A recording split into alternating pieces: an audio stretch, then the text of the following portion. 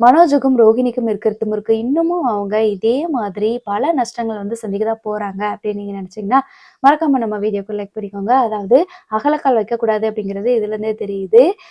சம்பாரிச்சுற பணத்த வந்துட்டு கொஞ்சம் கொஞ்சமா சேர்த்து வச்சு கடனையாவது அதாவது முத்துவுக்கும், ரவிக்கும் சேர வேண்டிய பணத்தையாவது குடுக்கலாம். அவங்க என்ன பண்றாங்க அப்படின்னா, ரூ. 5,00,00,000 வீட ரூ. 3,00,00,000க்கு தராங்க அப்படின்னு சொல்லிட்டு அந்த வீட வாங்கி ஏமாற போறாங்க. அது நமக்கு தெரியுது. சரி முத்து எங்கப்பா போயிட்டாரு அப்படின்னு சொல்லி கேட்டீங்கன்னா, முத்து வந்துட்டு அவருக்கு வந்து ஒரு லாங் சவாரி வருது. அதுக்காக அவர் வந்து போயிறாரு. ஏன் அப்படின்னு சொல்லிட்டு மீனா வந்து கேட்குறாங்க. அதாவது அன்னைக்கு நைட் ஃபுல்லாவே அவர் வரல. மறுநாள் வராங்க. "ஏங்க நீங்க ஃபோன் எடுக்கவே இல்ல?" அப்படின்னும் போது ஃபோன் காருக்குள்ள இருந்தது. "நாங்க வந்து ஒரே மழையா இருந்ததுனால என்னால வந்து ஃபோன் எடுக்க முடியல." அப்படின்ற மாதிரி ஏதோ ஒரு சம் ரீசன்லாம் சொல்றாரு.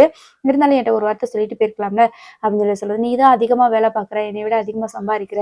நீ தூங்கிட்டு இருக்கிற. உன்னை டிஸ்டர்ப் பண்ணக்கூடாதுன்னு சொல்லி தான் நான் போயிட்டேன்." அப்படின்ற மாதிரி சொல்றாங்க.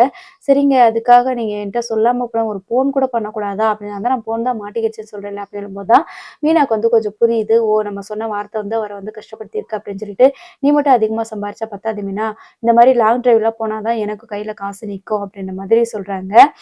உடனே மீனா வந்துட்டு புரிஞ்சுக்கிறாங்க. சரி நம்ம சொன்னத வந்து அவர் மனச பாதிச்சிருச்சு அப்படின்னு சொல்லிட்டு, இதுதான் நடந்துச்சு. மத்தபடி வேற ஒண்ணும் இல்ல.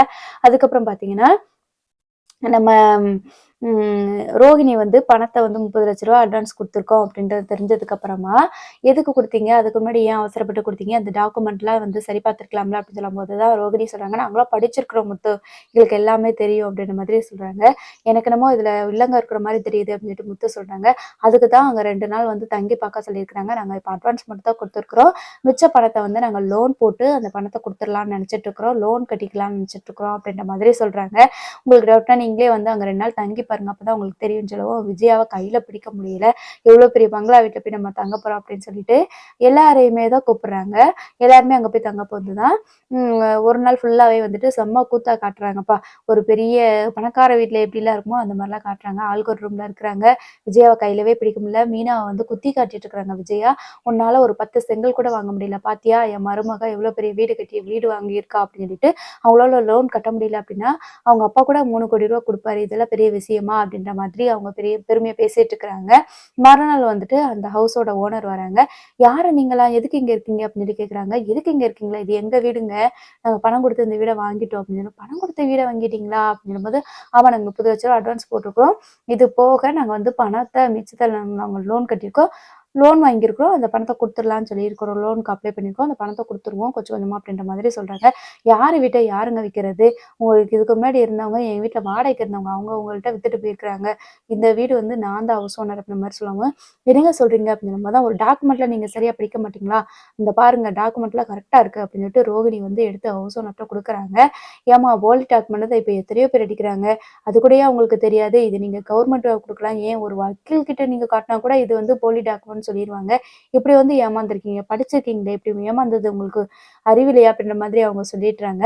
"மரியாதை எல்லாரும் வீட்ட விட்டு வெளியில போங்கம்மா. யார் வீட்ட யார் சொந்தங்க நடுறது?" அப்படின்னு சொல்லி சொல்றாங்க. "அப்ப எங்க பணத்துக்கு என்ன வழி?" அப்படின்னு சொல்லிட்டு மனோஜ் கேட்குறாங்க. "எவன்ட்ட குடுத்து ஏமாந்தியோ அவன்ட்டயே போய் வாங்கிக்கோ" அப்படின்னு சொல்லிட்டு, "இப்போ ஒரு நிமிஷம் தான் டைம் தருவேன். எல்லாருமே இப்ப நீங்க வீட்ட விட்டு வெளியில போணும். அப்படி இல்லைன்னா எல்லாரையும் போலீஸ்ல பிடிச்சு குடுத்துருவேன்." அப்படின்னு சொல்லவுமே, "இது எதுக்குடா வம்பு?" அப்படின்னு சொல்லிட்டு எல்லாருமே கிளம்பி மறுபடியும் அதே வீட்டுக்கு வராங்க. வந்ததுக்கு அப்புறமா தான், "இதுக்கு தான் அகலக்கால் வைக்கக்கூடாதுன்னு சொல்றது. நான் தான் சொன்னேன்ல ஏமாந்துற போற. விசாரிச்சு குடு" அப்படின்னு சொல்லி சொல்றேன்ல அப்படின்னு சொல்லும்போது தான் எப்படியோ மூஞ்சி ஒரு மாரியா போகுது விஜயாவுக்கு. விஜயா சொல்லியிருக்கிறாங்க, "என் மருமக வந்து பெரிய வீடு வாங்க போறா.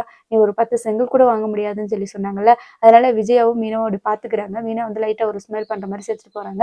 இப்ப பணத்த குடுத்த இப்ப முத்து இருந்துட்டு மனோஜ் கிட்ட கேட்கிறேன், "ஏன்டா நீ மட்டும் உன்னைய தேடி வந்து உன்னைய ஏமாத்திட்டு போறாங்க. எப்புட்றா?" அப்படின்ற மாதிரி கேட்குறாங்க.